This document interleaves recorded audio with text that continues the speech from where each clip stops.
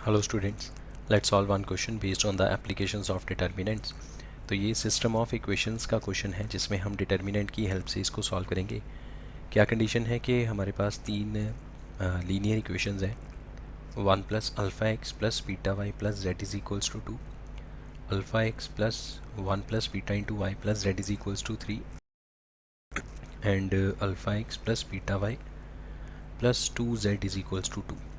तो ये तीन इक्वेशंस हैं और हमें ये कंडीशन गिवन है कि इन तीनों का यूनिक सोल्यूशन है।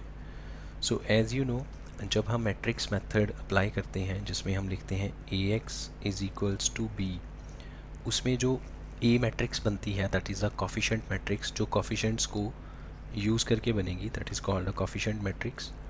उसका जो डिटर्मिनेंट है वो ज़ीरो नहीं होना चाहिए फॉर यूनिक सोल्यूशन।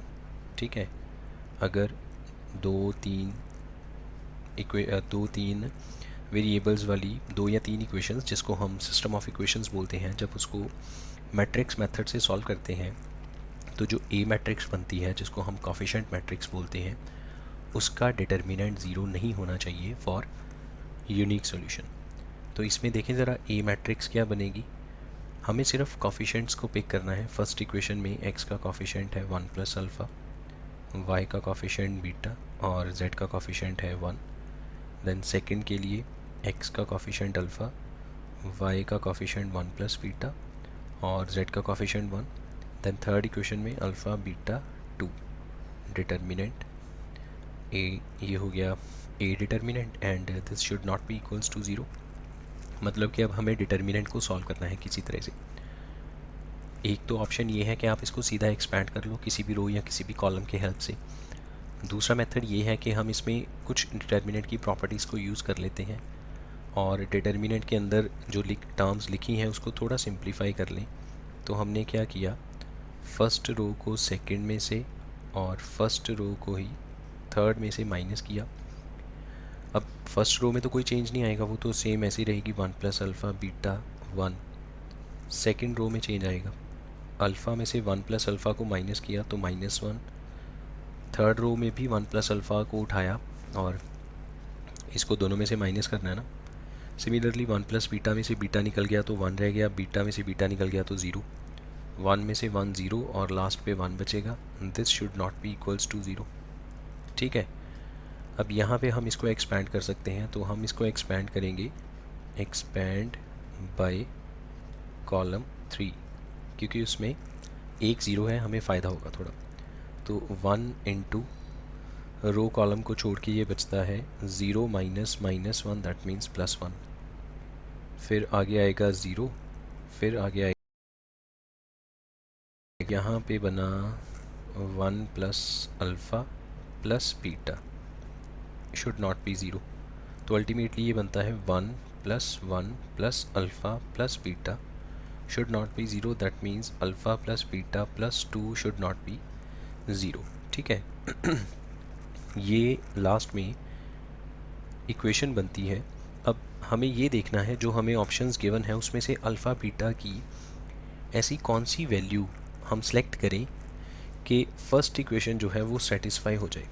तो लेट से हमने अल्फ़ा बीटा की जगह 2,4 रखा जो ए ऑप्शन है। तो फर्स्ट इक्वेशन में अगर अल्फ़ा की जगह 2, बीटा की जगह 4 रखेंगे तो ये बनेगा 8 not equals to 0। Yes it is true. तो इसका मतलब इसका आंसर ए है 2,4। ये तो पहले में ही आंसर मिल गया। वैसे बाकी ऑप्शंस चेक कर सकते हो आप।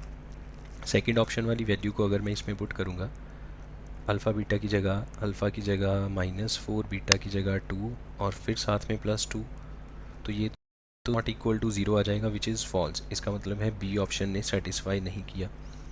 इसी तरह से आप बाकी ऑप्शंस को एक एक करके चेक करके देख लो, ना तो सी सेटिस्फाई करेगी ना डी सेटिस्फाई करेगी। तो इसका मतलब इसका आंसर क्या है, ए ऑप्शन दैट इज़ 2,4।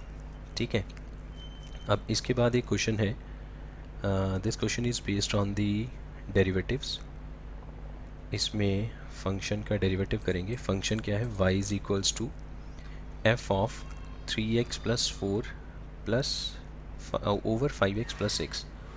और अगर हम फंक्शन का डेरिवेटिव करते हैं, अगर मान लो फंक्शन के अंदर सिर्फ x लिखा है, अगर फंक्शन के अंदर सिर्फ x लिखा है तो उसका डेरिवेटिव आएगा fx, that will be tan x square, ये हमें गिवन है। अब बताइए dy बाई dx क्या है।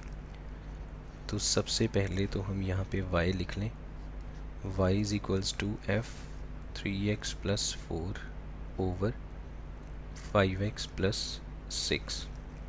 अब हम यहाँ पे करते हैं differentiate with respect to x।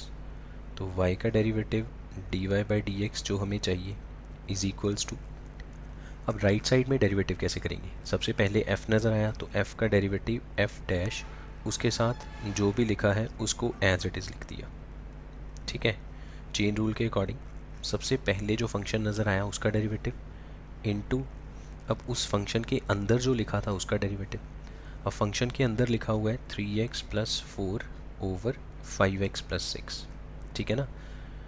Like अगर हम कहें कि fx का डेरिवेटिव क्या होगा तो हम कहते हैं f का डेरिवेटिव f डैश, साथ में जो भी लिखा है लिख दो, इनटू x का derivative with x that is 1। तो हम कहते हैं कि fx का जो डेरिवेटिव है that is f dash x। ऐसे बोला जाता है ना। रूल तो सेम रहेगा कि पहले फंक्शन का डेरिवेटिव f का डेरिवेटिव f डैश, साथ में जो भी लिखा उसको ऐसे लिखा रहने दिया, मतलब उसको x मान के ऐसे ही छोड़ दिया, इनटू अब जिस टर्म को हमने x लेट किया था उसका डेरिवेटिव, और वो टर्म है 3x plus 4 by 5x plus 6। अब इसका डेरिवेटिव करेंगे और इसका डेरिवेटिव होगा u बाई वी फॉर्म के अकॉर्डिंग।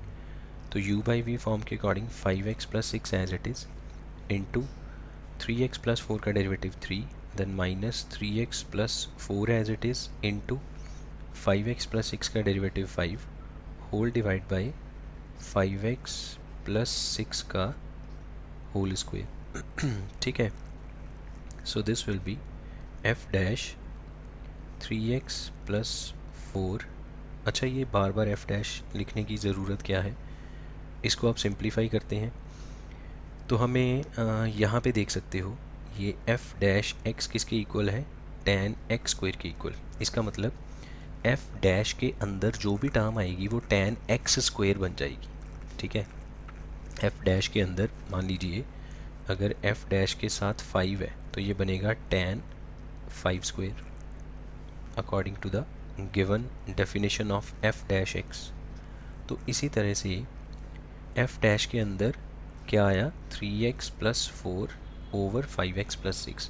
तो ये सब किस में चला जाएगा, tan में, और इसका स्क्वायर हो जाएगा 3x plus 4 over 5x plus 6 का स्क्वायर इनटू, अब यहाँ से ये 5 3 ज़ा 15 और यहाँ से भी 5 3 ज़ा 15, तो ये 15x प्लस माइनस में कैंसिल आउट किया जाएगा। देन 3 इंटू 6 18 और यहाँ से 5 इंटू 4 20 नेगेटिव में। अब 18 स्मॉलर है तो यहाँ पे आएगा -2 बाई 5x प्लस 6 का whole square. This is dy by dx। अब देखें ज़रा इसके अकॉर्डिंग कौन सी ऑप्शन मैच होती है। So A is the correct option.